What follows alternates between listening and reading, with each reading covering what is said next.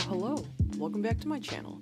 Today I'll be working with acrylic markers for the Patreon postcard illustration for May. Let's jump right in. Since May is AAPI Heritage Month, I wanted to incorporate AAPI heritage in somehow. I thought about drawing food or something, but had recently polled my patrons asking if they wanted a landscape or character illustration for the postcard. Character illustration won, so I decided to stick to that. I thought about drawing a girl in Hanfu or something, but couldn't come up with anything more than that, so I asked myself, what is my AAPI heritage?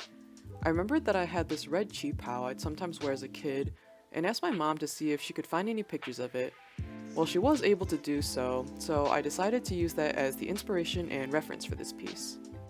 I decided to use acrylic markers because 1. I just bought new ones, 2. I wasn't really feeling gouache, and 3. I wanted more practice with this medium. I'm using a mix of Posca and Molotow markers for this.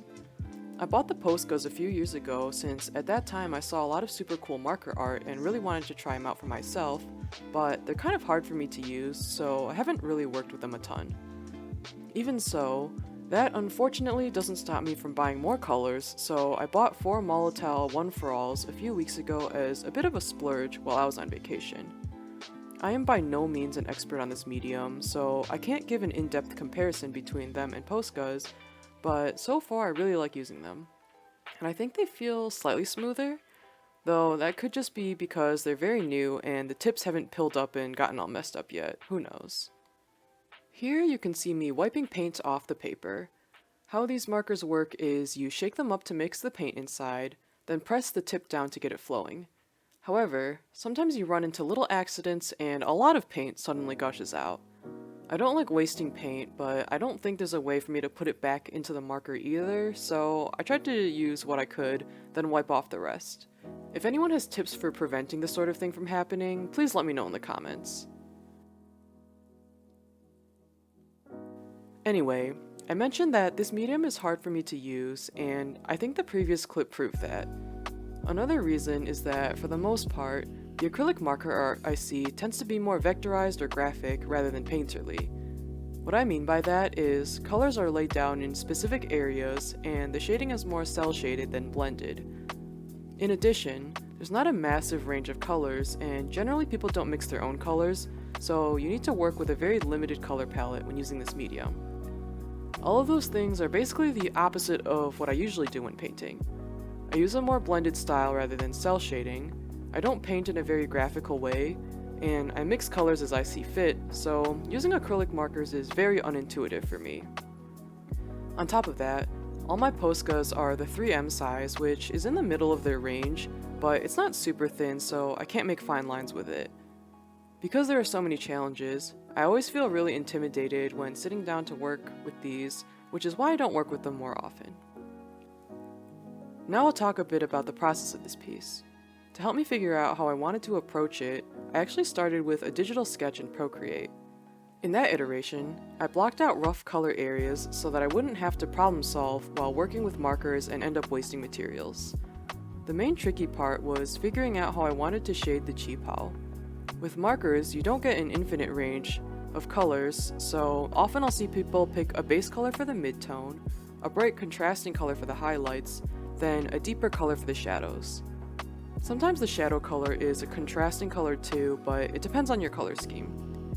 In my reference photo, the shadows were brownish and the highlights were pinkish, but the pinks I have are too light for what I was going for, so I went with an orange instead. It doesn't match completely, but I wanted to imply that the cheapao overall gave off warm tones despite the shadows being a bit cooler. I don't love how it turned out, but I don't know if there are other colors I could have used either. The background was a bit of a struggle too. In the photo, the background consists of gold curtains, a bluish wall, and a big plant. Because the reference is some candid photo taken in the 90s, composition and color scheme were not something anyone considered until now.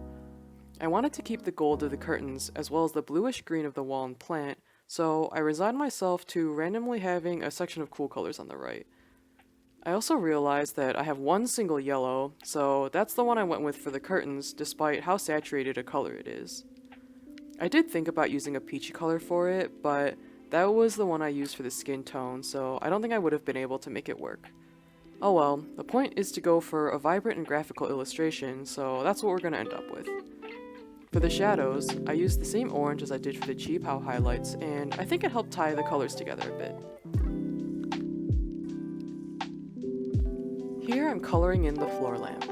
When I posted this piece on Instagram, one of my friends said that she saw that lamp in many Asian households growing up, so let me know if you've seen this lamp before. Maybe I'll go out and buy one for nostalgia and to continue the trend.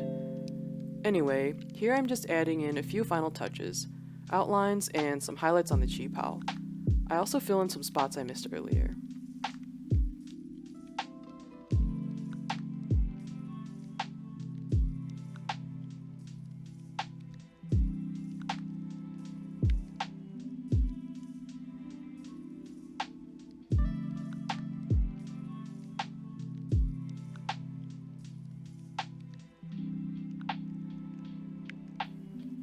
Time to peel the tape.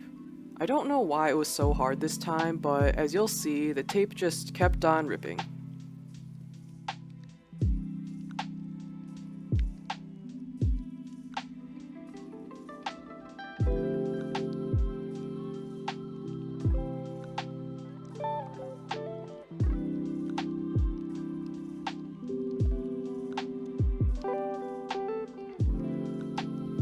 And here's the finished piece. I hope you enjoyed a different sort of illustration today. I enjoyed working on it. It's not the best thing I've ever made, but it helped me get back into playing with acrylic markers, so no regrets here. May is now past, so you won't be able to get this Patreon postcard, but I post exclusive sketchbook work and other goodies there, so feel free to check it out. I also post more art on Instagram, so look for links in the description if you're interested. As always, thank you so much for watching, and I hope to see you next time.